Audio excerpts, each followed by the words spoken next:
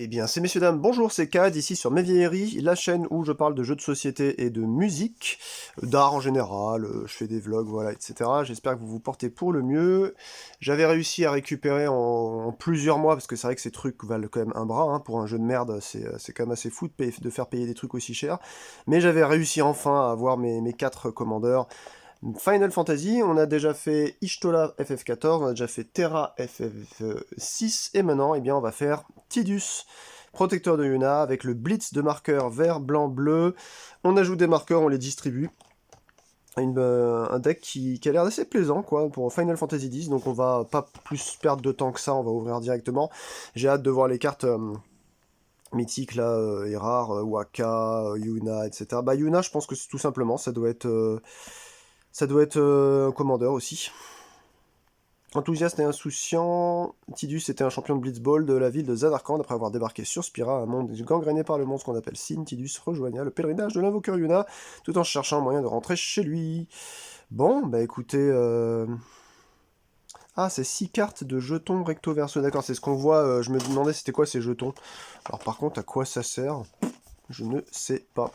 Donc là, je vais perdre encore un petit peu de temps pour pouvoir ouvrir ça en bonne disposition, histoire de les conserver quand même dans un bon état.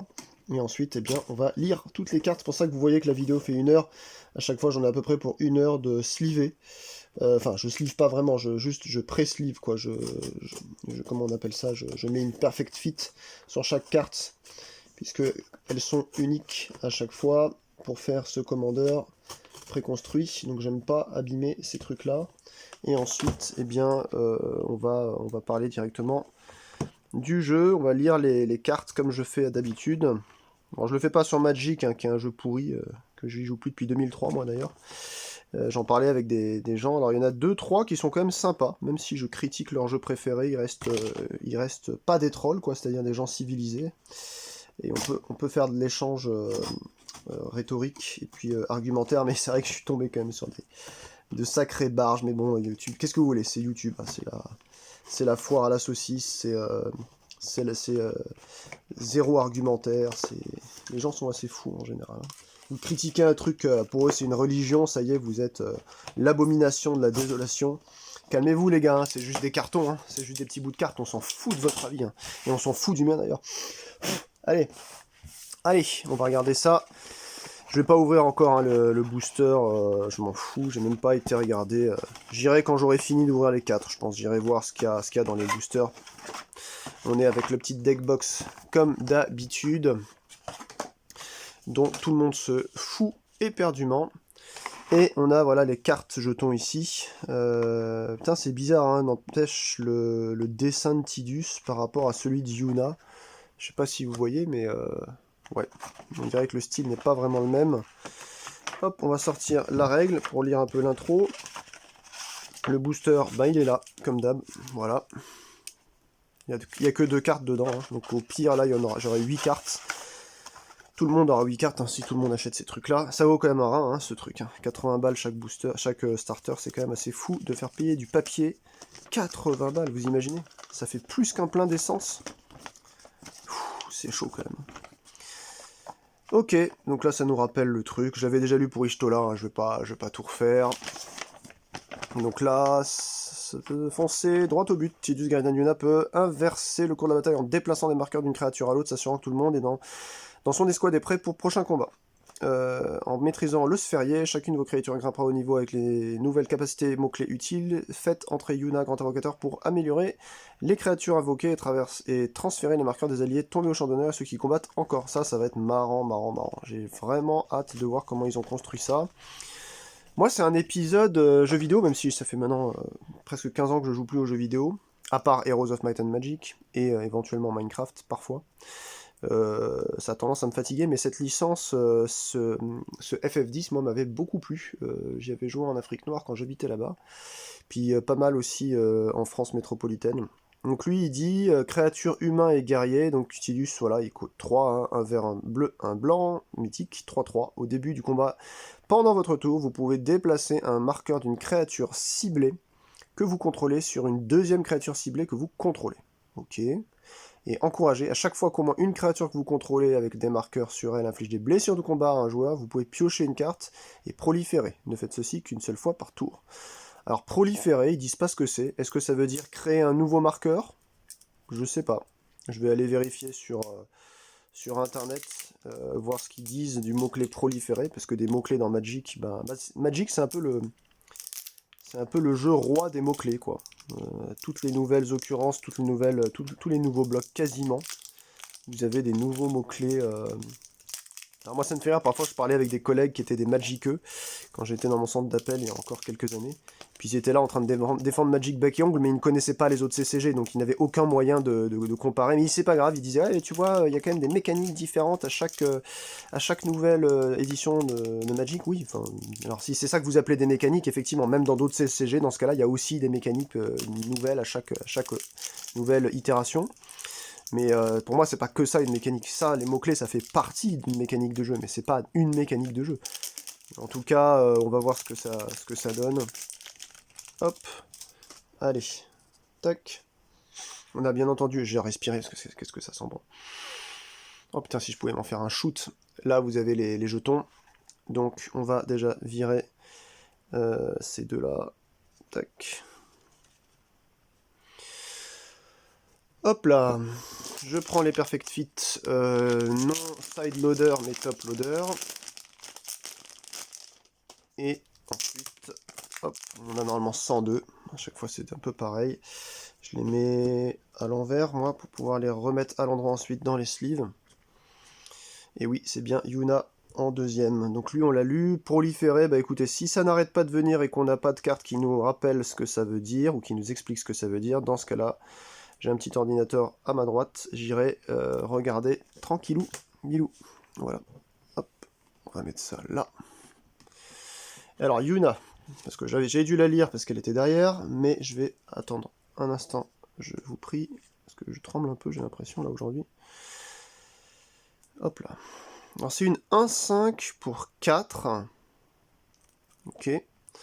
Pour un incolore, enfin un générique, un vert, un blanc, un bleu, créature légendaire, humain éclair, mythique, 1-5, donc osmose, je l'engage.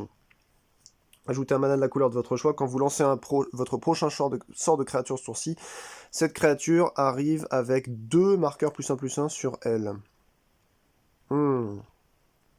Ok, donc non seulement ça vous donne un mana, mais en plus de ça, mettre 2 marqueurs +1/+1. C'est génial pour jouer des créatures, ça. A chaque fois qu'un autre permanent que vous contrôlez est mis dans un cimetière depuis le champ de bataille, s'il y avait au moins un marqueur sur lui, vous pouvez mettre autant de marqueurs +1/+1 sur une créature civile. D'accord, donc en fait, c'est même pas qu'elle recycle, c'est qu'elle refoule le même nombre de marqueurs. Alors, ah ouais, purée, la vache, qu'est-ce qu'elle est forte, quoi. Ouais, faut commencer avec Yuna, hein, franchement. Parce que Tidus, c'est bien, mais... ouais, c'est un peu de la récupération aussi. Ouais. Ok. Ben ouais, moi je pense que faut plus c'est Yuna, bon, faut voir. Allez, bon on va commencer avec les terrains. Tac, alors on n'a pas encore vu le vert, si je ne m'abuse. Oui, on n'avait pas encore vu le vert, c'est la première fois où on a du vert. Et sur le dernier, le rouge, vert, blanc qui est Cloud de FF7, on aura aussi du vert. Donc on aura vu tous les terrains. Celui-là, il est pas exceptionnel, je trouve.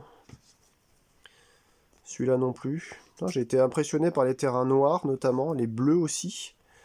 Les rouges, un poil moins, les blancs pas énormément, et puis là les verts sont pas... Ah si, celui-là est joli quand même. Celui-là est joli, mais bon. Ouais, je me rappelle quand à l'époque, ça devait être vers 99, 2000, je sais plus, il y avait eu Unglued, pour ceux qui jouent à ce jeu de merde. Unglued avec des beaux terrains full... Ah bah voilà, ça c'est une...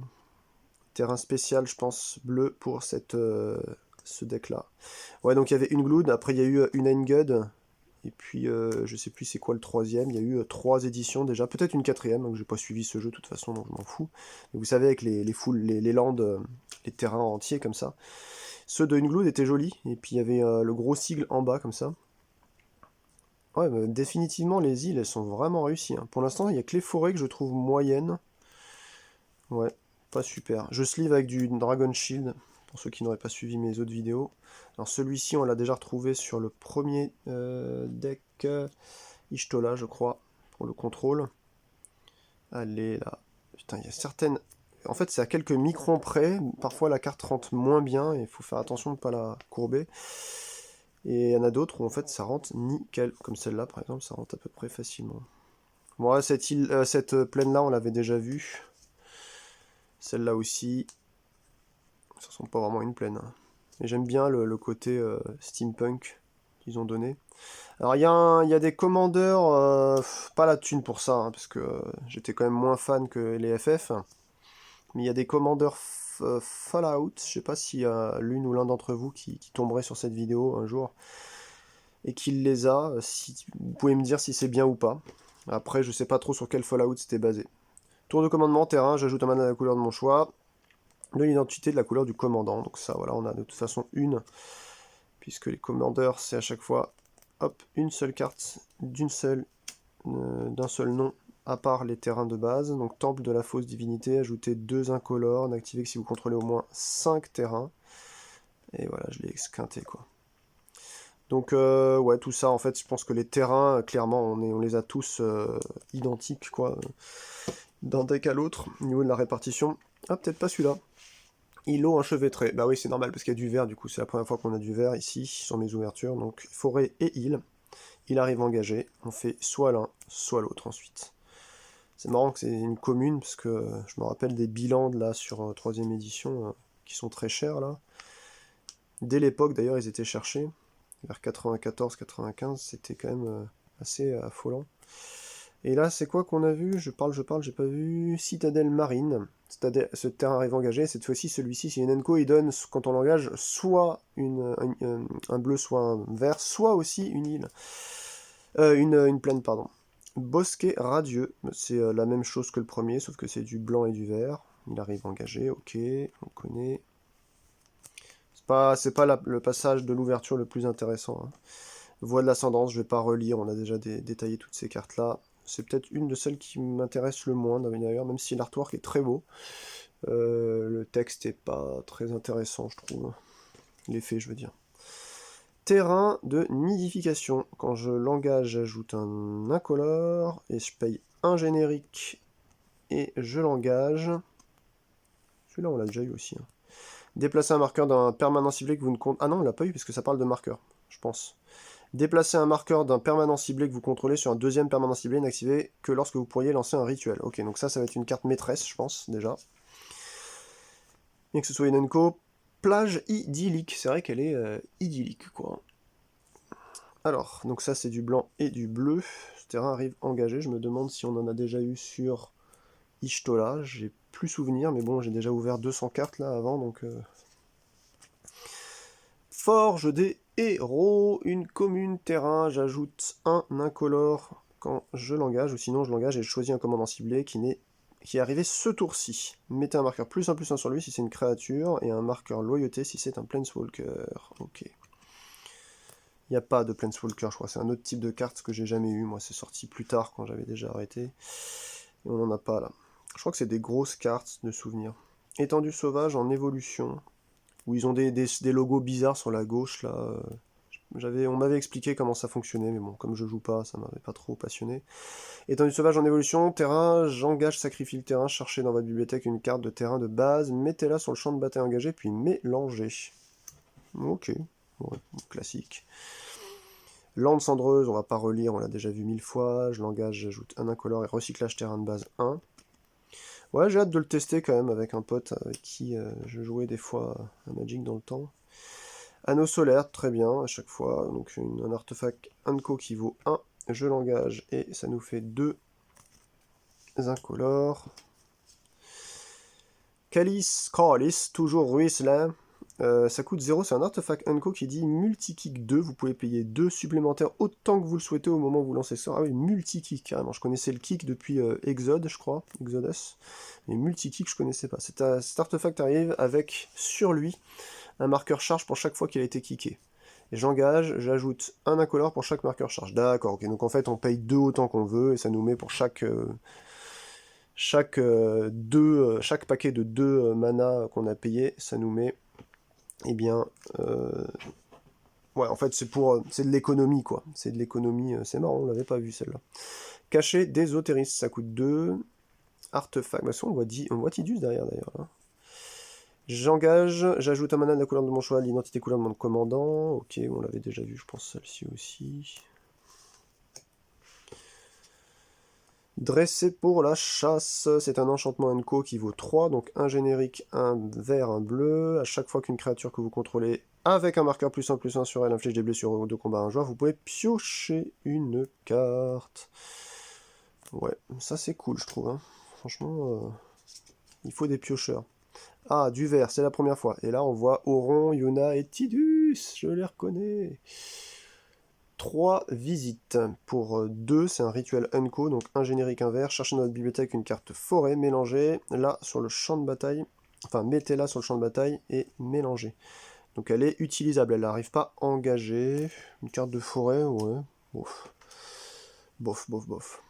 Appel inspirateur pour 3. Une Unco éphémère. Tidus, Yuna sont encore de la partie. 2 génériques, un vert. Piochez une carte. Pour chaque créature que vous contrôlez avec un marqueur +1/+1 sur elle. Ces créatures acquièrent indestructible jusqu'à la fin du tour. Ah, ça me paraît pas mal. Ça me paraît pas mal. Cherche au loin. C'est un rituel qui coûte 2 commun. Un générique, un vert. Cherchez dans votre bibliothèque une carte de plaine, d'île ou de marée ou de montagne. Donc tout sauf du vert en fait. Mettez-la sur le champ de bataille engagé puis mélangez. Ok, donc il nous fallait une carte identique à l'autre. 3 visites qui coûtent la même chose et qui fait sur tous les autres terrains que le vert. Alors pourquoi est-ce que pour le vert ça coûte 2 et pour l'autre ça coûte... je sais pas, c'est bizarre. Mais ok, c'est une carte complémentaire quoi. Rampeur à carapace crépusculaire est une créature 0/3 insecte commune pour un générique et un vert. Quand cette créature arrive, mettez un marqueur +1/+1 sur une créature ciblée. Chaque créature que vous contrôlez avec un marqueur +1/+1 a le piétinement. Youhou! Alors ça c'est cool. Ça vaut pas cher, ça fait pas de dégâts, sauf si vous mettez le marqueur sur elle. Mais ensuite, vous pouvez rendre des gens... Enfin, automatiquement, dès qu'elle est encore en vie, elle piétine, quoi. Enfin, tout le monde piétine dès qu'on a un marqueur. Une offre qui ne se refuse pas, une carte bleue. Je reconnais pas trop la fille, là. Ça fait longtemps que j'ai pas ouvert FF10, faut dire. Éphémère, Unco pour un bleu. Contrecarrer le sort de non-créature ciblée. Le contrôleur crée 2 jetons trésor. Oui, bon, bah, c'est un contre-sort. Hein, c'est... On peut pas casser une créature, mais c'est toujours ça. C'est toujours ça. Ça lui donne 2 trésors, par contre. Bon, qu'est-ce que vous voulez? Chemin vers l'exil. C'est un éphémère Unco qui coûte 1 blanc. Exiler une créature ciblée. Son contrôleur peut chercher dans sa bibliothèque une carte de terrain de base, la mettre dans le champ de bataille engagé, puis mélanger. Alors, ça, c'est bien un peu plus tard dans la partie, je pense. Mais en tout cas, c'est assez utile, quoi. Allez, ça dégage. Waouh! Oh. Ah oui, pour 1, vous pouvez virer, mais il y a une grosse bestiole que le mec a pris du temps à payer, ça c'est cool. Bah, il met un terrain, mais bon. Apparition reconnaissante, l'artwork est assez sympa. Ça coûte 2, c'est une Enco créature esprit qui coûte un générique et un blanc. 1 vol. À chaque fois que cette créature inflige des blessures de combat à un Planeswalker ou un joueur proliféré. Alors voilà, on a la définition proliférée, enfin là. Choisissez n'importe quel nombre de permanents et ou de joueurs, puis donnez-leur à chacun un autre marqueur de chaque sorte déjà présent. Oh. Wow. Ah ouais, non, c'est encore mieux que ce que je pensais. Moi, je pensais que ça allait, on avait le droit de mettre un marqueur quelque part, +1/+1 par exemple. Ah ouais, donc en fait, vous choisissez autant de... En gros, de créatures que vous avez, quoi. Ou en tout cas de permanents. Et les joueurs peuvent avoir des marqueurs aussi. Et on double en fait. Enfin non, on met un autre marqueur, mais c'est de la violence ça. Apparition reconnaissante. Oh. Ouais, faut que... Ok. Alors, détruisez le mal. Donc c'est à l'envers là, mais bon. Ça fait très manga. Hein. Éphémère pour commune, donc qui coûte un générique et un blanc. Détruire le mal. Choisissez l'un. Détruisez une créature ciblée d'endurance supérieure ou égale à 4. Ok. Pour 2, c'est pas mal. Détruisez un enchantement ciblé. Ouais, ok, c'est cool. Bon, ça vous permet de gérer un peu le board.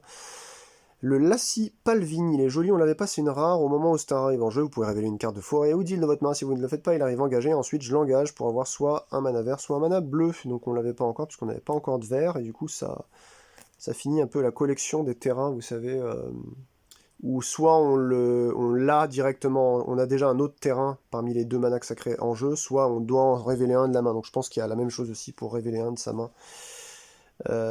Non, ça c'est révéler une carte, donc c'est-à-dire on a sûrement la version du terrain qu'on doit déjà pointer, qu'on doit spot en fait directement en jeu. Temple de la profusion, ce terrain arrive engagé. Quand il arrive, regard 1, et ensuite soit un blanc, soit un vert. Ok, ça c'est cool, une petite rare. Sympatoche, avec un regard, ce qui vous permet de drainer un petit peu les arrivages. Ça c'est un bon mot-clé quand même qu'ils ont rajouté depuis quelques années dans Magic, les trucs de regard. Regard et surveillance aussi. Temple du mystère. Il arrive engagé. Quand il arrive, regard 1, et ensuite soit un bleu, soit un vert. Petite rare aussi. Ok, bah c'est bien. Alors, ils ont tous ça en fait, hein, les decks. Donc, le temple de Rémiem.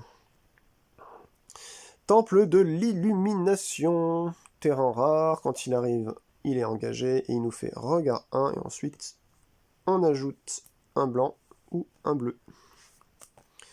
Il nous manque lequel maintenant? Le vert et le vert blanc? On l'a déjà eu, je sais plus.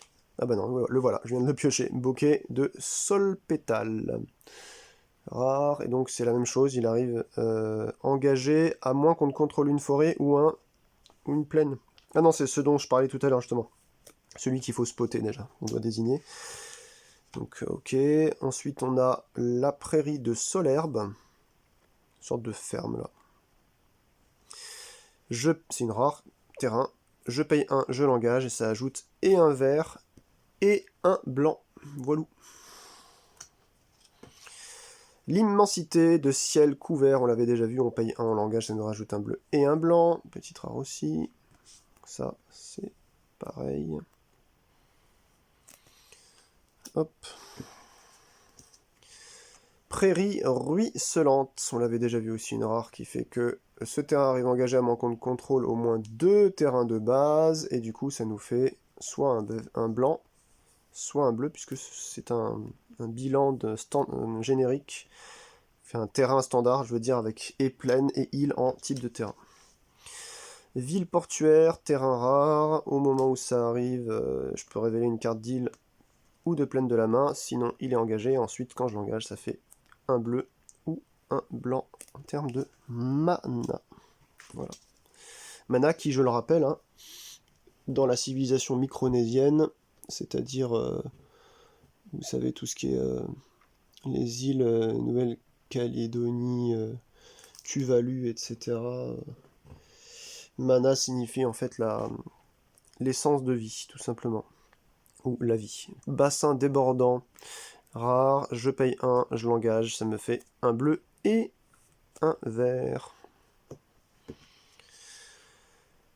Port de l'arrière-pays, terrain arrive engagé, à moins que vous ne contrôliez une forêt ou une île, et donc l'artwork est vraiment cool. Et donc c'est, je l'engage et je fais soit un bleu, soit un vert. Voilà. Bon, à chaque fois, il y a 20-25 minutes de terrain dans les ouvertures que je fais là sur cette série. Forteresse glaciaire, ce terrain arrive engagé à moins qu'on ne contrôle une plaine ou une île. Ensuite, je l'engage, j'ajoute un bleu ou un blanc. Clac. Putain, j'en ai pour 40 balles quand même de payer les Dragon Shield. Après, ça me fait chier. Hein. Purée, qu'est-ce que ça me fait chier. Village fortifié. Clac.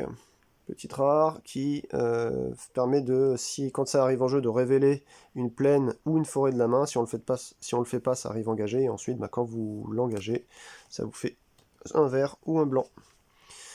Ensuite, on a le bosquet inondé. Clac, on l'avait pas encore vu, il est très joli. C'est, vous savez, le terrain qui, quand vous l'engagez, ça fait un incolore. Sinon, vous payez soit un vert, soit un bleu. Ça vous fait soit 2 bleus, soit 2 verts, soit un vert et un bleu. On va avoir la même chose aussi, je pense, vert-blanc. Donc là, le verger exotique, on avait déjà ouvert. Hein. Ajouter une mana à la couleur du choix qu'un terrain d'un adversaire pourrait produire. Pardon. Clac, clac, clac.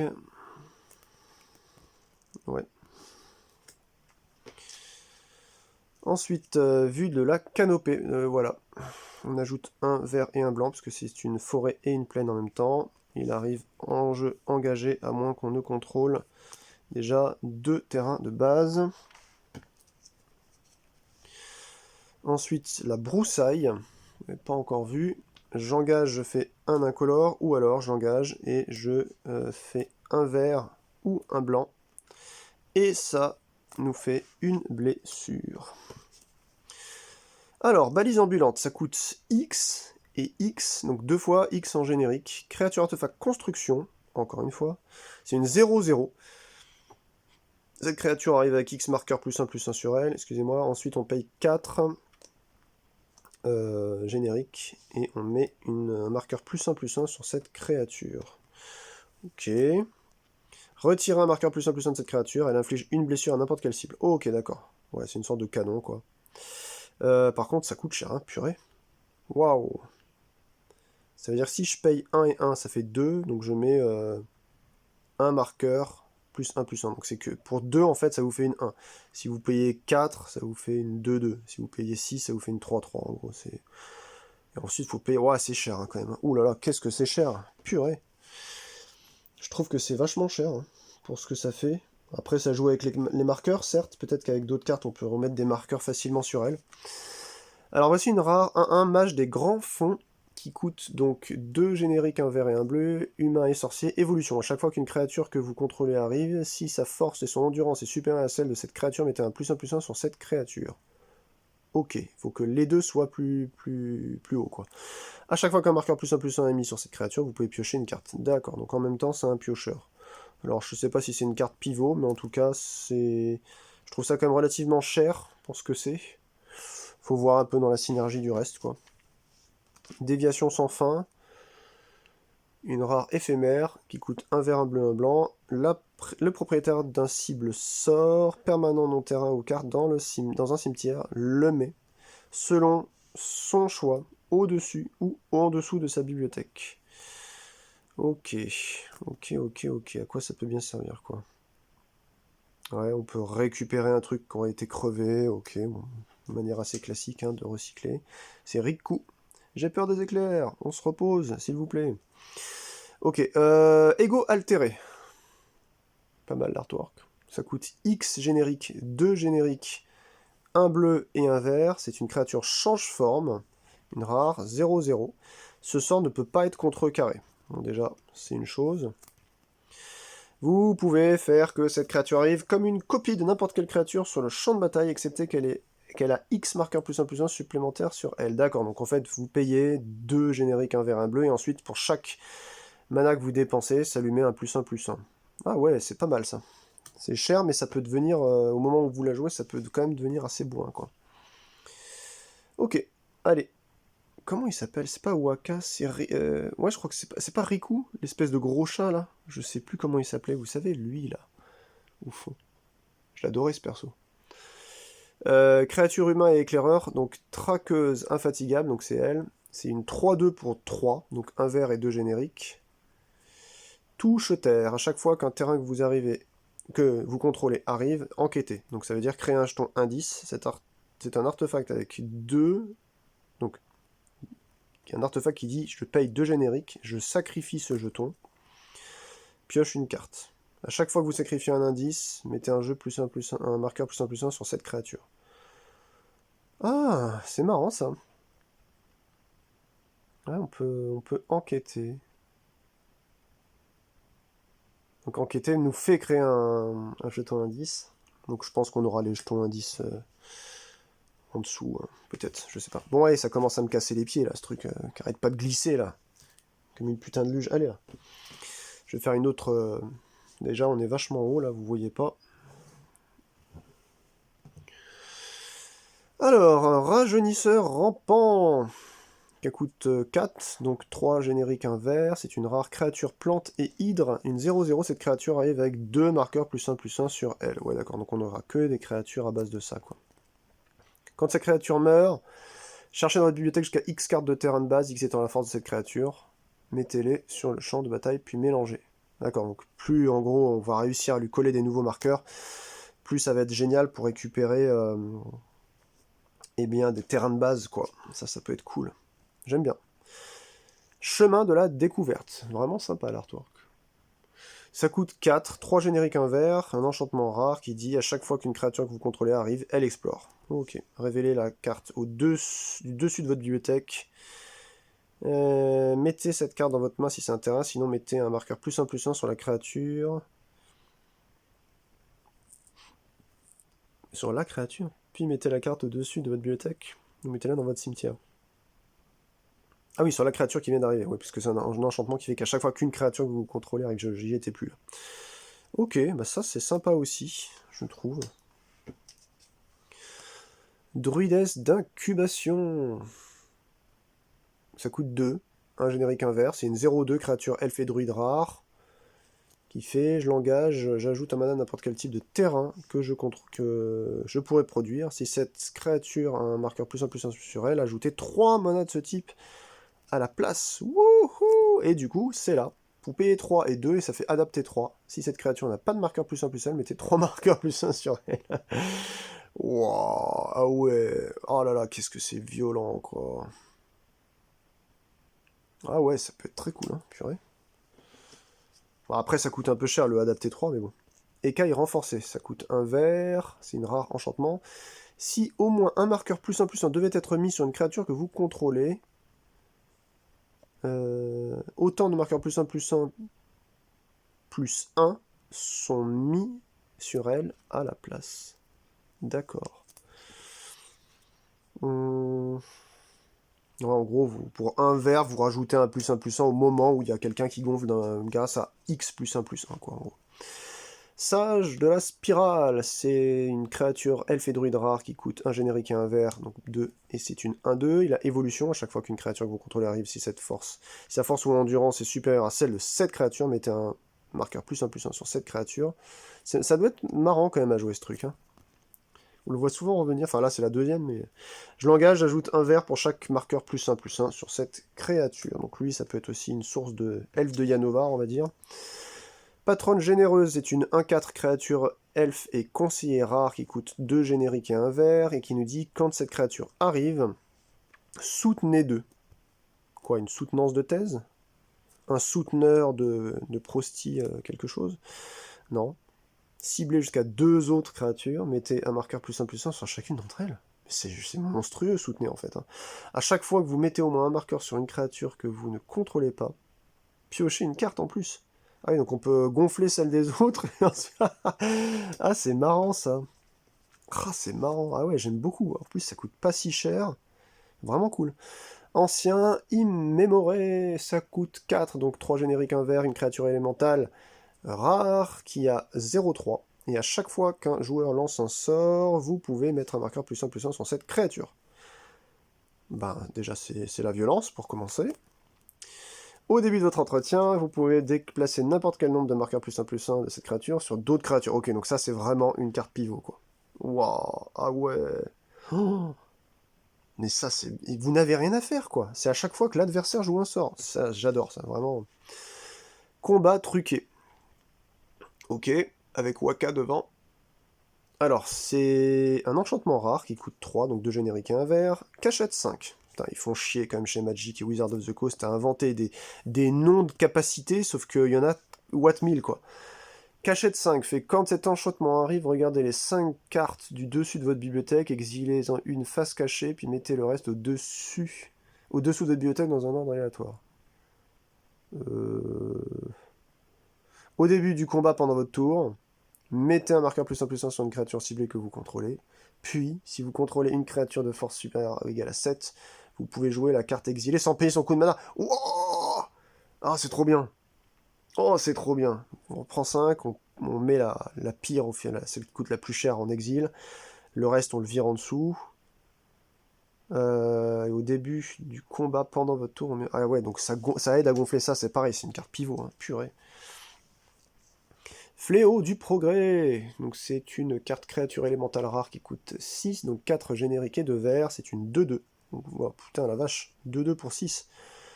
Signe revient toujours chercher ses marques. Donc, quand cette créature arrive, détruisez tous les artefacts et tous les enchantements.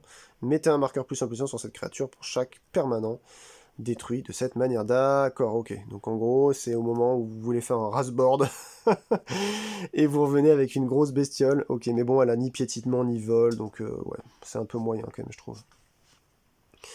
Extraction du lendemain est une carte éphémère qui coûte X générique et 2 bleus, c'est une rare. Piochez X cartes.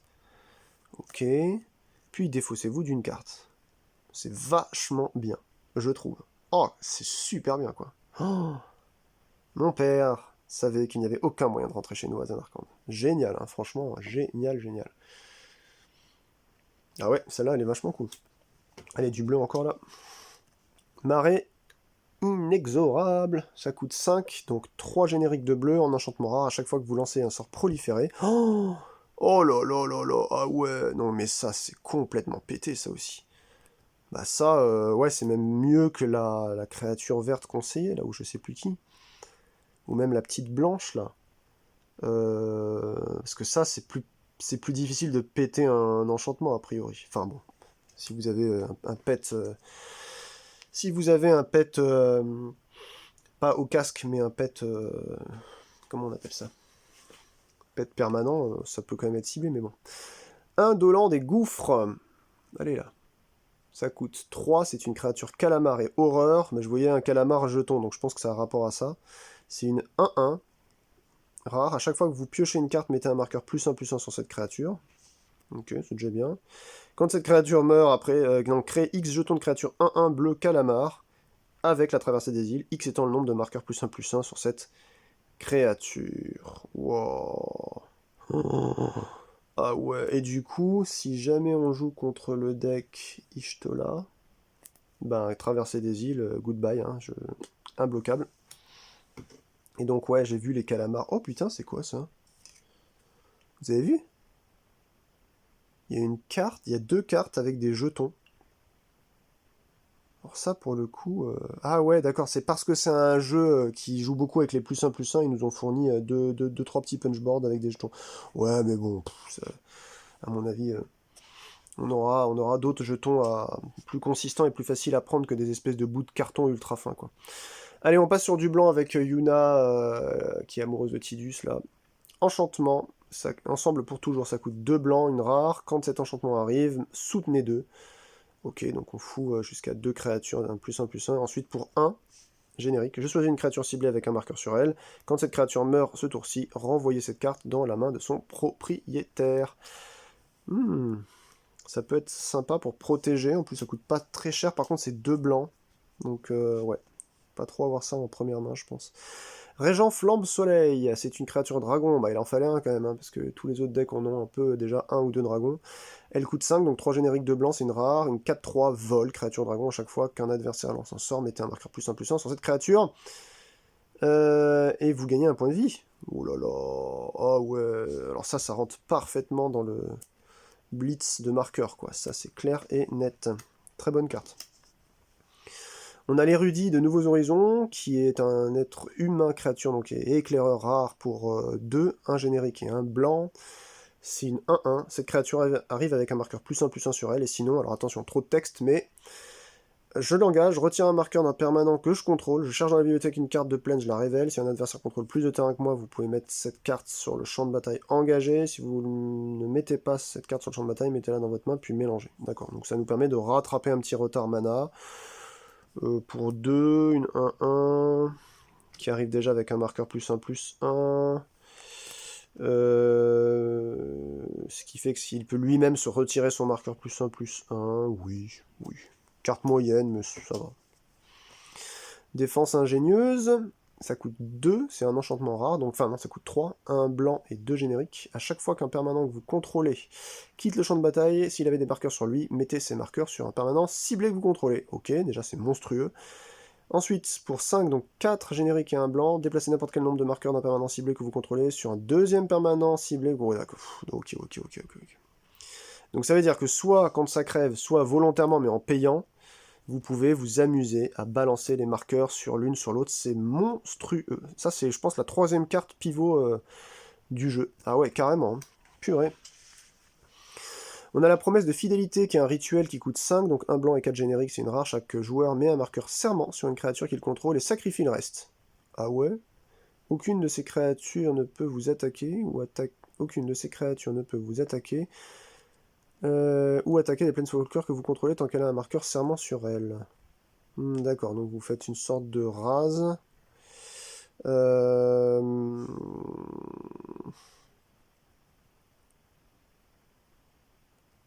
Qu'est-ce qui parle de sacrifier le reste? Le reste de ses créatures ou le reste de ses permanents? Bon, je pense le reste de ses créatures, quoi. Donc il y a un marqueur serment, il peut plus vous attaquer. Ouais, je sais pas. En plus, c'est chaque joueur, donc c'est nous aussi. Ça, c'est vraiment une carte à utiliser qu'en dernier recours, quoi. Parce que ce jeu-là nécessite justement de pouvoir utiliser les créatures pour attaquer, donc qu'elles soient pas bloquées, qu'elles soient fonctionnelles, quoi. Donc je suis pas convaincu de promesse de fidélité. Mais bon. Ah, en voici une mythique phalène pondeuse lumineuse. Ça coûte 4, donc 2 blancs et 2 génériques. C'est une créature insecte qui a le vol, qui c'est une 3-4, et à chaque fois qu'une créature sans le vol que vous contrôlez meurt, renvoyez-la sur le champ de bataille sous le contrôle de son propriétaire avec le marqueur vol, avec un marqueur vol sur elle. Oh, mais c'est complètement pété. C'est complètement pété. Alors là, purée. Ok, toutes celles qui n'ont pas le vol quand elles crèvent. Non mais c'est pas... Oh, ouais, ça va se faire flinguer rapido, ça. Wow, c'est la violence, là, la phalène pondeuse lumineuse. Hein. Adieu. Bon, bien déco FF10, là. Donc ça coûte 6, c'est un rituel rare, qui coûte donc 4 génériques et 2 blancs. Choisissez l'un ou plus, exilez tous les artefacts, ou exilez toutes les créatures. On peut faire autant qu'on veut, quoi. Exilez tous les enchantements, exilez tous les cimetières. Reste avec moi jusqu'à la fin, s'il te plaît. C'est assez marrant. Ça coûte 6, ça permet de rééquilibrer le jeu, je pense. Donc ouais, je pense que c'est une bonne carte, malgré le fait qu'elle coûte très cher. Verdict accablant, c'est un rituel rare qui coûte 5, donc 3 génériques, 2 blancs. Et rituel détruit toutes les créatures sans marqueur sur elle. Génial, génial, génial, génial. Alors ça, faut pas que ce soit en main de départ, je pense. Mais à piocher un peu plus tard dans la partie, à mon avis, c'est dévastateur, quoi.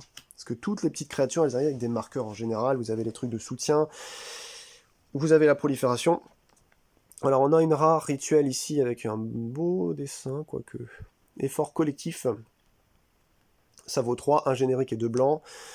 Alors, on a intensification. Engagez une créature dégagée que vous contrôlez. Payez ce coût pour chaque mode choisi après le premier. Donc choisissez l'un ou plus. Ok. D'accord, donc en fait, on joue la carte pour 3. Et ensuite, à chaque fois qu'on engage une créature, ça nous permet d'avoir un choix supplémentaire. Donc détruisez une créature ciblée de force supérieure ou égale à 4, ou détruisez un enchantement ciblé, ou mettez un marqueur plus 1/+1 sur chaque créature qu'un joueur ciblé contrôle. Wouah, oh, mais ça aussi, laisse tomber, quoi. En plus, ça coûte pas très cher, ça vous fait un pet enchantement au cas où aussi. Oh là là, non, ça c'est vachement bien aussi. Ah, on a Waka, une rare, qui est donc qui coûte donc Waka Gardien Pieux. C'est une 4-4 pour 4, donc 2 génériques, un blanc et un vert, donc multicolore. Créature légendaire, humain et guerrier. Portée. Ah ouais, il a la portée, génial. Donc de souvenir, ça doit être qu'on peut... C'est pas une créature qui est volante, mais on peut bloquer les volantes, quoi, en gros. Et le piétinement aussi, ok. À chaque fois que Waka inflige des blessures de combat à un joueur, détruisez jusqu'à un artefact ciblé, que ce joueur contrôle et mettez un marqueur +1/+1 sur Waka. C'est déjà très fort, ok. Capitaine du Blitzball. Au début de votre étape de fin, si un marqueur a été mis sur Waka ce tour-ci, mettez un marqueur +1/+1 sur chaque autre créature que je contrôle.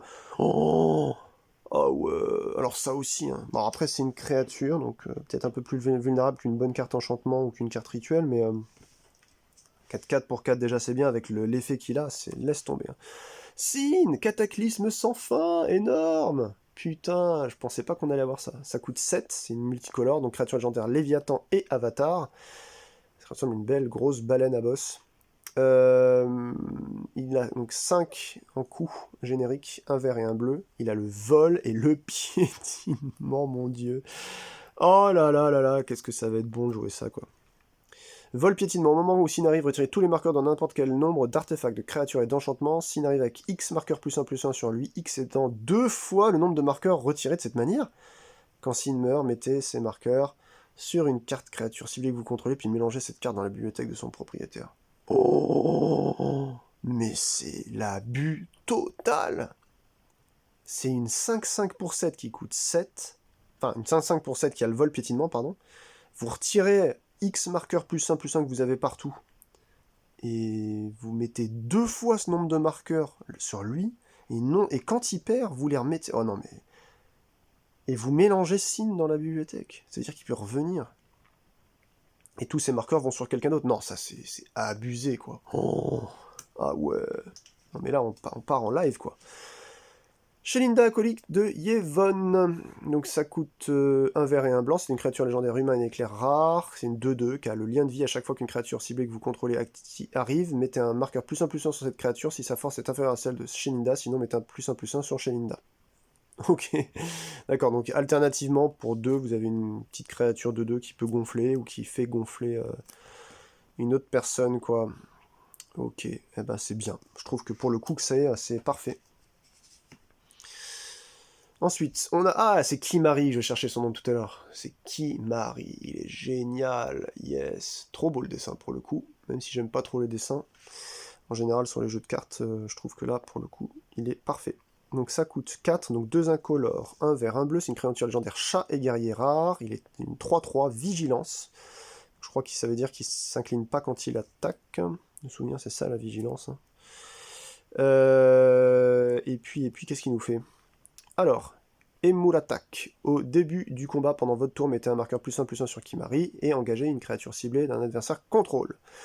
Puis vous pouvez faire que Kimari devienne une copie de cette créature, excepté que son nom est Kimari, gardien valeureux, et qu'elle a la vigilance et cette capacité. Ah ouais, c'est assez monstrueux en fait, si on peut bloquer n'importe quelle créature adverse et en plus il prend un +1/+1 lui. Ok.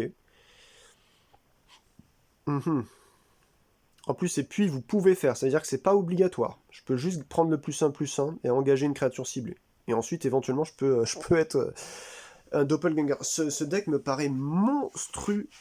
Déjà, Terra me paraissait super fort avec les trucs dans le cimetière et tout. Pour l'instant, il n'y a que Ishtola que je trouve un peu moyenne. Je sais pas trop comment elle se joue. Alors, Sifflement de Yuna, c'est un éphémère jaune, enfin rare, pardon, qui est un éphémère vert, qui coûte 1 générique et 2 verts. Révélez les cartes du dessus de votre bibliothèque jusqu'à ce que vous révéliez une carte de créature. Mettez cette carte dans votre main et le reste en dessous de votre bibliothèque dans un ordre aléatoire. Quand vous révélez une carte de créature de cette manière, mettez X marqueur +1/+1 sur une créature ciblée que vous contrôlez, X étant la valeur de mana de cette carte. Oh là là là là là là, mais ouais, mais ça doit être ingérable pour l'adversaire de voir popper comme ça autant de jetons. En plus pour 3 et en éphémère. Ouais, c'est génial.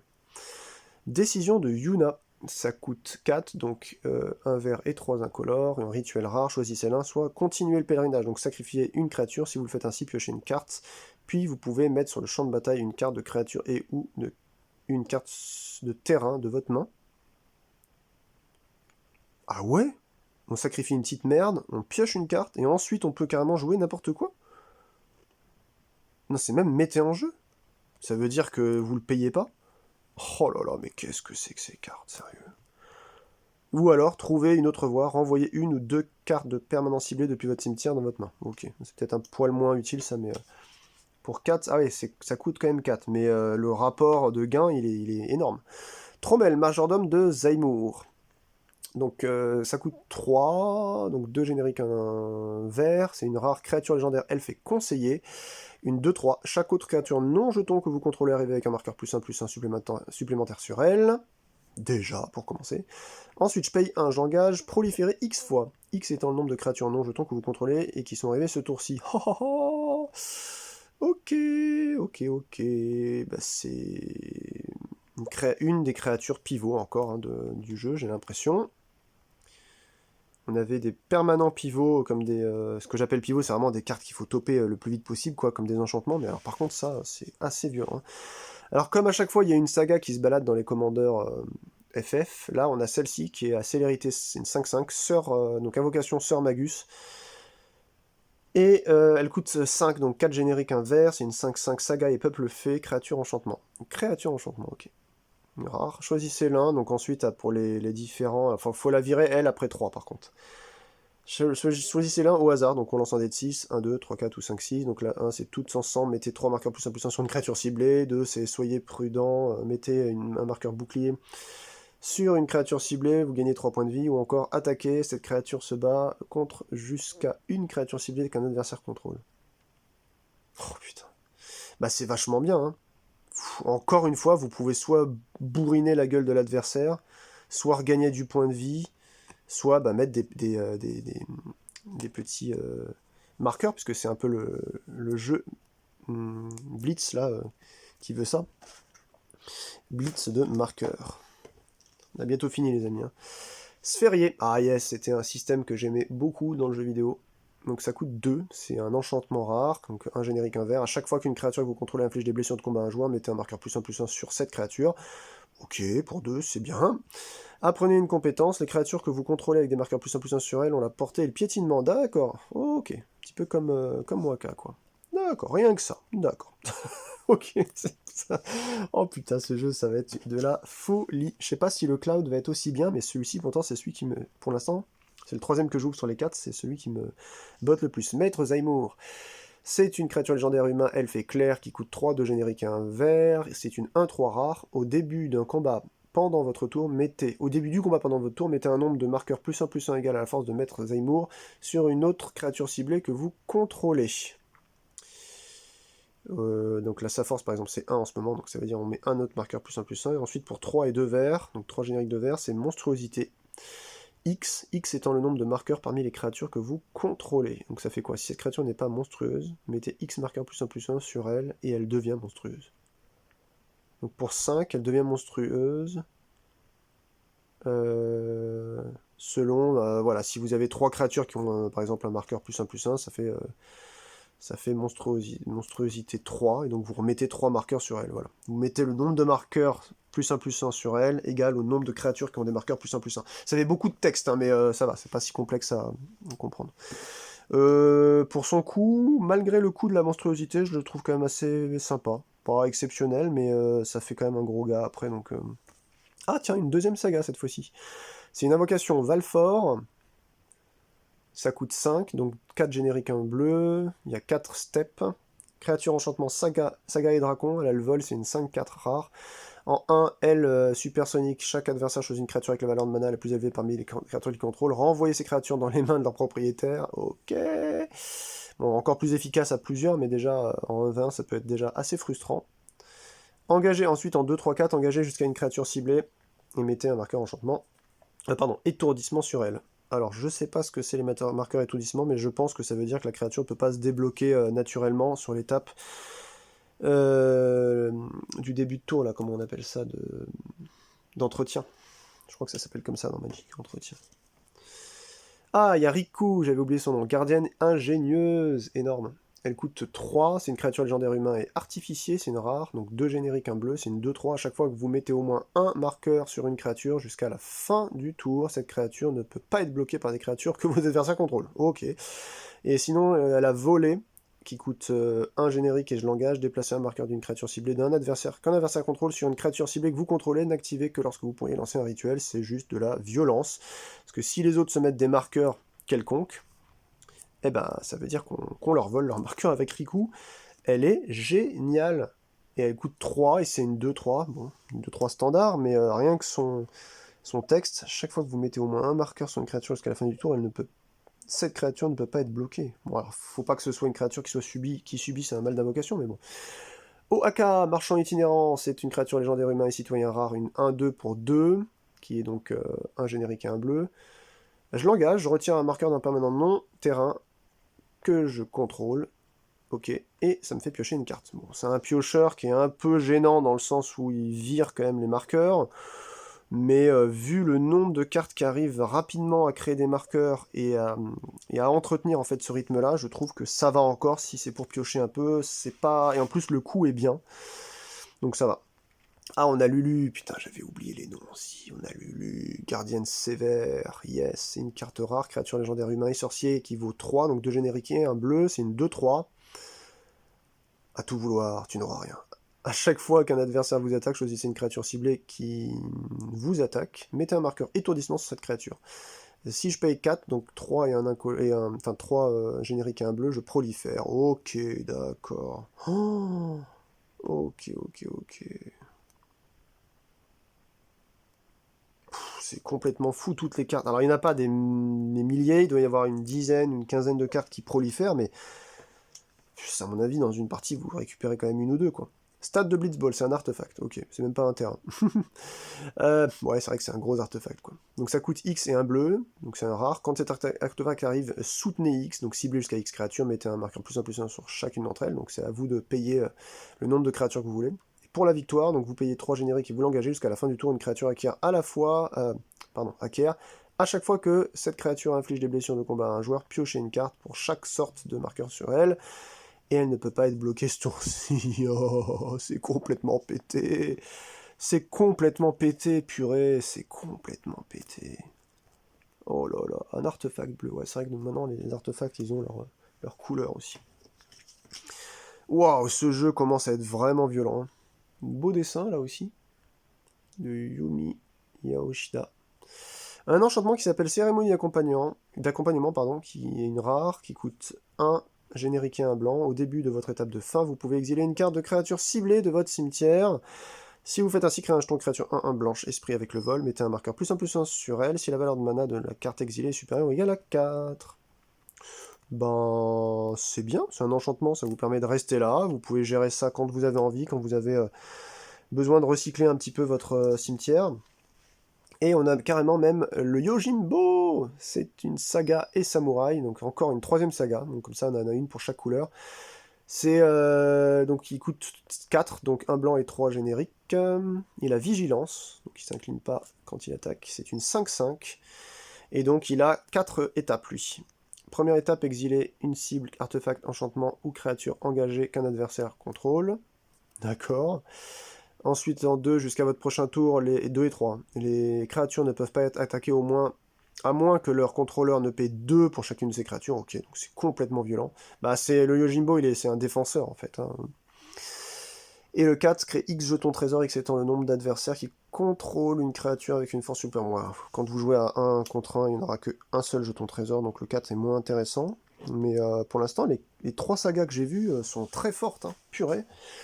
Elles sont vraiment très fortes dans ce jeu-là. Ouais, je suis conquis. Hein. Alors, encore une saga blanche, la deuxième. Invocation Ixion, yes. Bah, on va avoir toutes les invoques ou quoi, là c'est une 3/3, saga et licorne rare, qui a l'initiative. Donc pour 2 génériques et un blanc, il a 3 étapes. Électrodisque en 1, exiler une créature ciblée qu'un adversaire contrôle jusqu'à ce que la saga quitte le champ de bataille. Ok, donc après elle revient. Et en 2 et 3, ciblez jusqu'à 2 créatures que vous contrôlez, mettez un marqueur +1/+1 sur chacune d'entre elles, vous gagnez 2 points de vie. C'est fort, ça coûte que 3, c'est complètement pété. Ah, ils nous ont pas mis les Bahamut, les Ifrites. Ok, magie de protection Carapace, qui est un éphémère rare, avec un dessin un peu particulier, Kimari, Yuna et Tidus, donc ça coûte un générique et un blanc. Ciblez jusqu'à 3 créatures, mettez un marqueur bouclier sur chacune d'entre elles. Et donc si une créature avec un marqueur bouclier sur elle subit des blessures ou doit être détruite, retirez-lui un marqueur bouclier à la place. Ok, donc ça c'est assez classique comme dans plein de jeux. Ça lui fait en fait une... Ah ouais, purée, c'est quand même vraiment fort. C'est pas la première carte qui rajoute des boucliers, on en avait lu une autre tout à l'heure. Donc en plus de ça, il protège un peu ce jeu, c'est complètement fou. Hein.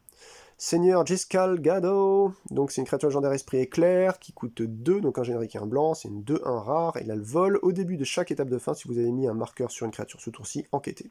Donc on crée un jeton indice, c'est un artefact qui dit 2, enfin qui dit on l'avait lu tout à l'heure, je le redis quand même, hein, vous payez 2, vous sacrifiez ce jeton, artefact, et enfin indice quoi, et vous piochez une carte, oui, bon.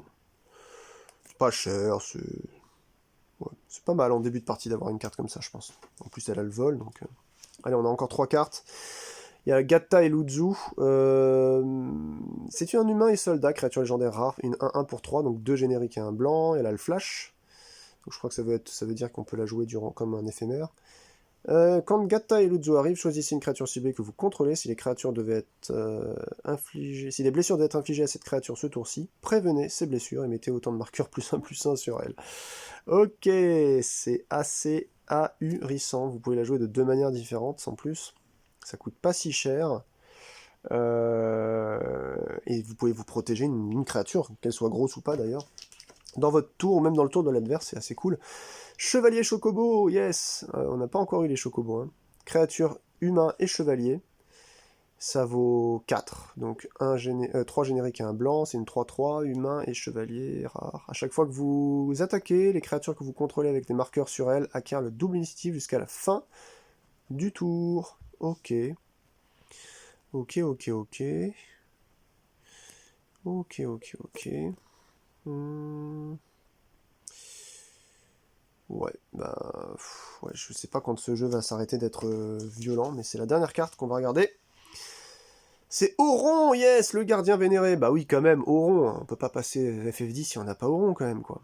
Donc, c'est un humain, donc une créature légendaire humain, esprit et samouraï, qui vaut 3 et 1 blanc, donc 3 génériques, 1 blanc, donc 4, c'est une 2-5 à vigilance. Comet, à chaque fois que Auron attaque, mettez un marqueur +1/+1 sur lui. Quand vous faites ainsi, exilez une créature ciblée que le joueur défenseur contrôle avec une force inférieure à celle de Auron. Pardon, j'allais dire de Sauron, parce que je suis pas mal dans le Seigneur des Anneaux en ce moment. C'est pour ça. Jusqu'à ce que Auron quitte le champ de bataille. Bah c'est quand même assez violent, c'est-à-dire qu'il fait le ménage devant, quoi. C'est... Oh, quand est-ce que... Mais franchement, ce jeu est complètement pété, quoi. Je trouve que là, l'histoire des marqueurs, c'est complètement dingue. Hein. Donc là, on a du +1/+1 x3. On a du bouclier, je pense. Et puis, il doit y avoir, je sais plus, qu'est-ce qu'on avait lu comme autre. Bon, c'est des marqueurs de merde, hein, mais... ouais, c'est toujours ça. Ok. Il y a 4 cartes comme ça. Vous avez 4 cartes de marqueurs. Vous pouvez aller jusqu'à 1, 2, 3, 4, 5, 6, 8 marqueurs. Il y a des dés qui se vendent, hein, vous pouvez chercher ça. Je sais que mon pote de LudiWorld, la boutique là, en ligne, Ludo, il vendait à un moment donné, je sais pas s'il en a de nouveau, mais des dés pour les joueurs qui jouent, les gens qui jouent à Magic. Vous pouvez mettre des +1/+1, +2/+2, +3/+3, vous tournez la face. C'est assez pratique ça. Donc on a le calamar, traverser des îles, voilà, des jetons, donc il peut en faire plusieurs, donc ils nous en ont mis 4, c'est pas mal. On a le trésor et on a l'indice aussi. Ouais, ça nous rappelle un petit peu ce qu'on peut faire. Et de l'autre côté, trésor, indice, et les esprits. Ouais, c'est vrai qu'on pouvait créer un esprit. Ok. Vol 1-1, calamar. On n'est même pas sûr de tous les avoir à chaque fois, donc...